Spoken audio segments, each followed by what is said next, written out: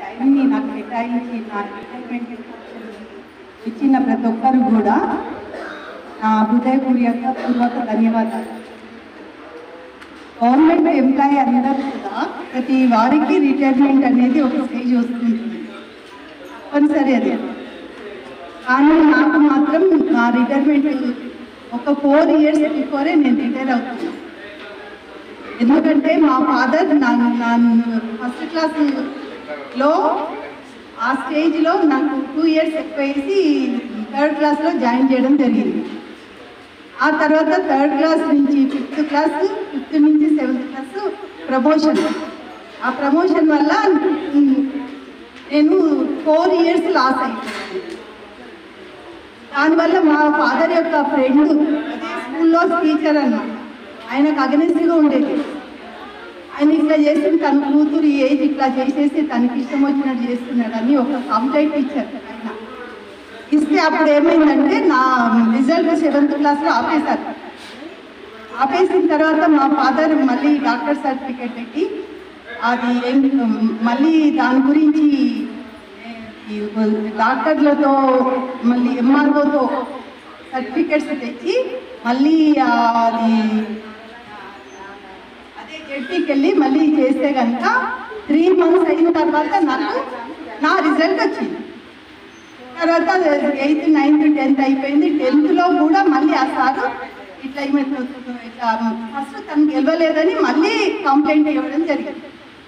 అయితే మా ఫాదర్ అప్పుడు ఉన్న డాక్టర్ లేకపోవడం వల్ల మళ్ళీ తను చేయాలనుకున్న చేయలేకపోయాడు, లేట్ అయిపోయింది. అప్పుడు నా రిజల్ట్ ఆపేశారు, నా 10th class రిజల్ట్ రాలేదు. ఆ తర్వాత ఏమైందంటే మళ్ళీ నేను మళ్ళీ నెక్స్ట్ ఇయర్ మళ్ళీ ఎగ్జామ్ మళ్ళీ 10th class మళ్ళీ రాయడం జరిగింది, మొత్తం అన్ని సబ్జెక్ట్స్. అయిన తర్వాత మా ఫాదర్ చేసిన కృషి వల్ల మళ్ళీ ఎంఆర్ఓతో సర్టిఫికేట్ తెచ్చి అవన్నీ చేసిన తర్వాత ఆ రిజల్ట్ కూడా వచ్చింది. అంటే ఇప్పుడు నేను 10th class రిజల్ట్ వచ్చినాయి, రెండు సర్టిఫికెట్లు ఉన్నాయి ఇప్పుడు నా దగ్గర. అట్లా నా ఏజ్ అనేది 4 years మా ఫాదర్ వల్ల ఎక్కువ. అంటే నా ఒక్కదాన్నే కాదు, మా ఇంట్లో ఉన్న మా అక్క చెల్లెలు తమ్ముడు అందరికీ. ఎందుకంటే అందరూ ఆడపిల్లలమే, తొందరగా కంప్లీట్ చేయాలి, మా మ్యారేజ్ కంటే బిఫోర్ అన్నీ అయిపోవాలి, తర్వాత చదువుతారో లేదో అని మా ఫాదర్ కూడా టీచర్ ఇచ్చామన్నమాట. అందుకే అన్ని చేతులు ఉన్నాయని ఇట్లా చేయడం జరిగింది. ఆ తర్వాత ఇంటర్లో నేను పాలిటెక్నిక్ కాలేజీలో జాయిన్ అవ్వాలని వెళ్తే నాకు EEEలో వచ్చింది సీట్. వస్తే నేను వెళ్దామనుకుంటే అక్కడ మళ్ళీ నాకు ఫ్యామిలీ ప్రాబ్లమ్స్ వల్ల నేను అందులో జాయిన్ కాలేకపోయాను. తర్వాత ఇంకా నేను ఇంటర్లో CSE తీసుకొని బీకామ్ అయిపోయింది, BEd అయిపోయింది. BEd తర్వాత నాకు స్కూల్ అసిస్టెంట్ SGTలో టీచర్గా వచ్చింది, ESEలో రాస్తాను. ఆ తర్వాత మళ్ళీ నాకు మ్యాథ్స్ సబ్జెక్ట్ అయితే మ్యాథ్స్ చాలా ఇష్టం, ప్రొఫెషన్ అయితే డాక్టర్ కావాలని ఇష్టం. కానీ ఆ మ్యాథ్స్ చేయాలని కోరిక ఇప్పటికీ మిగిలిపోయింది. మ్యాథ్స్ టీచర్గా కావాలి, అది సబ్జెక్ట్ పరంగా అయితే మ్యాథ్స్ టీచర్ కావాలని ఉండేది, అదే ప్రొఫెషన్ పరంగా అయితే డాక్టర్ కావాలని ఉండేది అన్నమాట.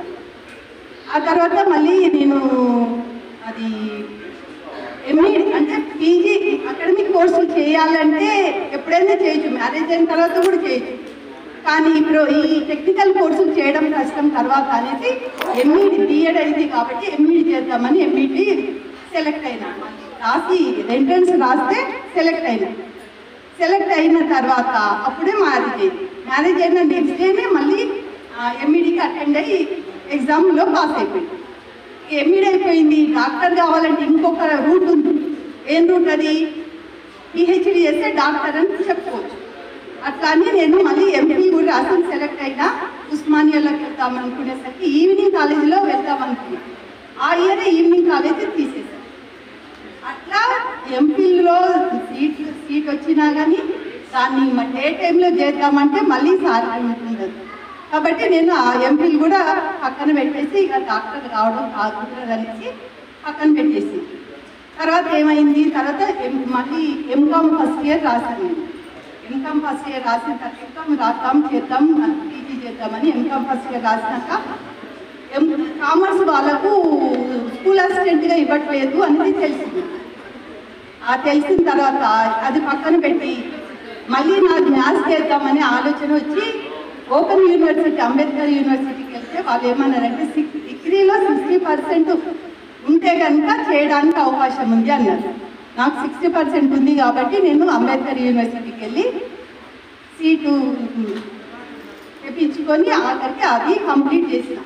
పీజీ డిప్లొమా ఇన్ మ్యాథ్స్ అనేది 1 ఇయర్లో అయిపోతుంది. అది అందరూ కూడా 7 ఇయర్స్ 5 ఇయర్స్ అయ్యేది, దాన్ని నేను 1 ఇయర్లో కంప్లీట్ చేసాను. ఆ తర్వాత మళ్ళీ నేను maths MSc MCom first year అయిపోయింది కదా, ఎంకామ్ కంప్లీట్ చేసిన మ్యాథ్స్తో బిఎడ్ చేసిన ఉస్మానియా యూనివర్సిటీ, అది కూడా వెకేషన్ కోర్స్.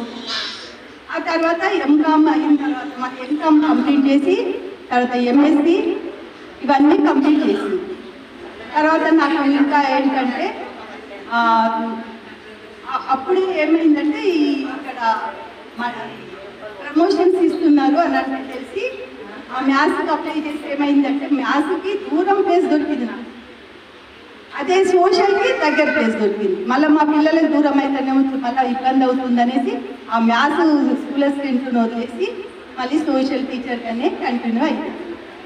అంటే ఇంకొకటి ఏంటంటే ఇంకా నాకు 2 అవకాశాలు కూడా వచ్చింది. జూనియర్ లెక్చరర్గా వచ్చింది, తర్వాత డైట్ లెక్చరర్ కూడా అవకాశం వస్తాయి. అవి 2 కూడా దూరం అవుతున్నాయి మా పిల్లలకు అన్నట్టుగా అవి కూడా అన్నీ కూడా వదిలేసి లాస్ట్కి ఏంటంటే అది మ్యాథ్స్ పోయింది, ఇక్కడ డాక్టర్కి అనుకోలేకపోయింది, ఆఖరికి సోషల్ టీచర్గానే కంటిన్యూ అయిపోయింది.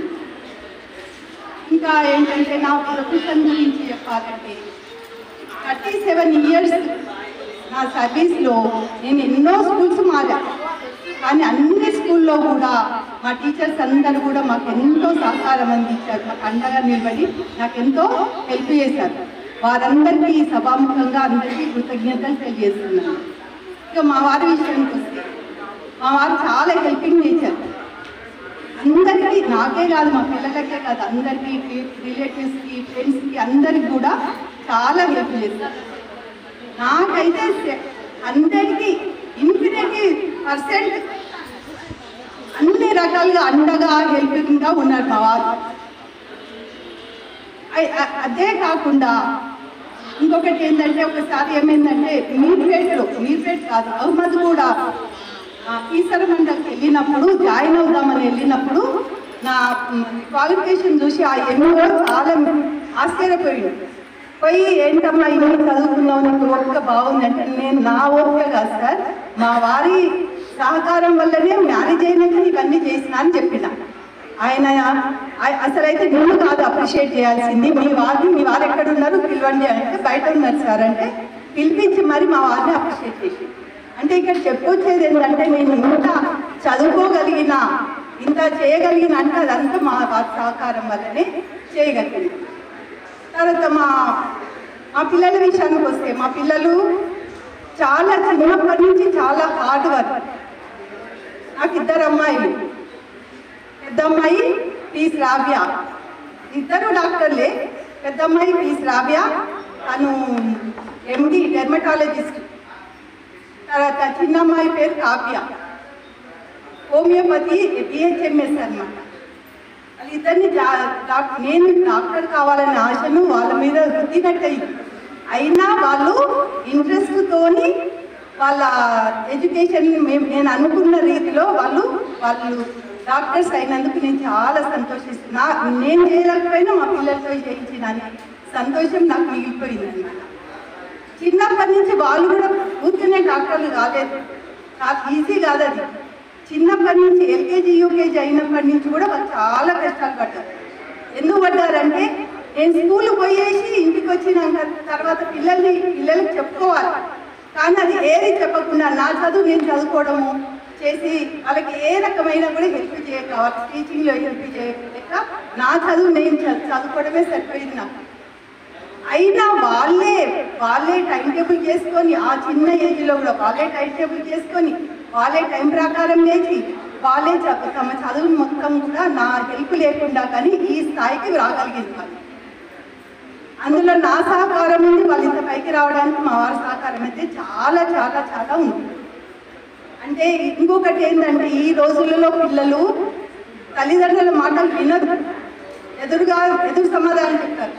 కానీ మా పిల్లలు ఇప్పటి వరకు మాకు ఎదురు మాట్లాడింది లేదు. మాకు ఎంతో సపోర్ట్ ఇస్తూ వాళ్ళు చదువుకుంటూ మాకు కూడా ఎంతో సపోర్టివ్గా ఉన్నారు. అదే ఇంకొకటి ఏంటంటే మా ఇంట్లో ఏ డిసిషన్ తీసుకున్నా కానీ ఏదైనా సరే కానీ మేము నలుగురం కూర్చొని మాట్లాడుకొని చర్చించుకొని ఒకే మాట మీద ఒకే డిసిషన్ తీసుకుంటాం. అంటే మా అందరి కోఆపరేషన్ ఇప్పటికీ ఉంది అన్నమాట. మా పిల్లల సహకారం ఉంది, మా వారి సహకారం ఉంది. ఇప్పటి వరకు 37 years సర్వీస్ చేసిన అంటే తర్వాత మా పిల్లలు ఇంత స్టేజ్కి రావడానికి ముఖ్యమైన కారణం ఏంటంటే మా వారే. ఆ తర్వాత మా పిల్లలు కూడా నాకు సహకరించారు.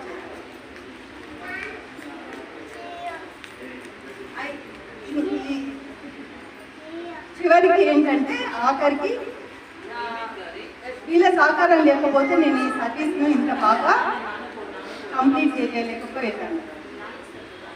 ఈ ఉపన్యాసాన్ని ఇంతటితో ముగిస్తున్నాను. మీరందరూ ఇంత ఓపికగా నేను